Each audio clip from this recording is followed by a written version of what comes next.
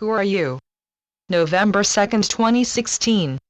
There are several essential, related, and underlying truths and concepts in all of the information that we have been bringing to you for quite some time now.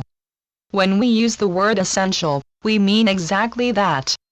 But it is not merely essential for you to understand with your intellect what is being said, but it is also essential that you know, in the deepest part of yourselves, that these are truths.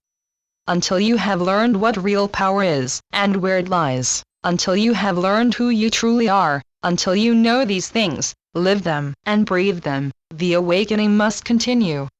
These lessons, if you wish to call them that, are being painted large in your world for you to see right now. There are, for example, several unmistakable instances of the difference between power and force being played out at this time. Power is inherent within divine being. Force needs weapons. Force needs armor to hide behind.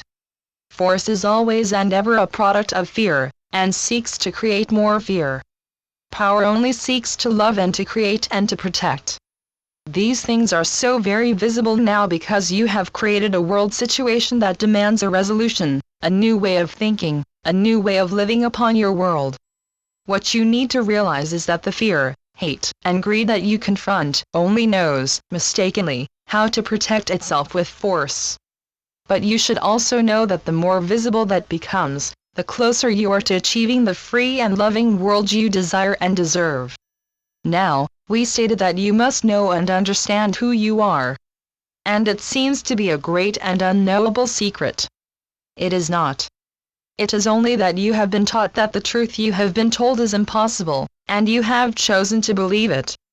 After all, you say to yourselves, how could I possibly be a divine co-creator of and with all that is? And all of the beautiful explanations of that, if you choose to read or hear them, remain just pretty stories. And so, what is happening is that you are living through situations that will, in retrospect, show you who you are, where true power lies, and how you do create your world. But it will only be seen by those who choose to see. In the old texts, it was written as those who have the eyes to see. Awakening is the having of the eyes to see. Awakening is having the ears to hear. Awakening is having the courage to be. Well, you cannot not be. But you can be and not know, not own. If all that is exists, and if you exist, then you are an essential part of what is. This is simple, straightforward, and not difficult to understand. Understand the total implications of it, as well. Does the thought of this make you feel small, afraid, guilty? No, of course it does not. It is freeing and empowering. This is not to make anyone to blame for any thought. It is not to make anyone wrong at all. It is merely to state in ever more unmistakable terms exactly what the message is and has always been. We wish you to read it, ponder it, examine it over and over. Because these things are the foundation of the new world you will build and are building. Take this into your hearts.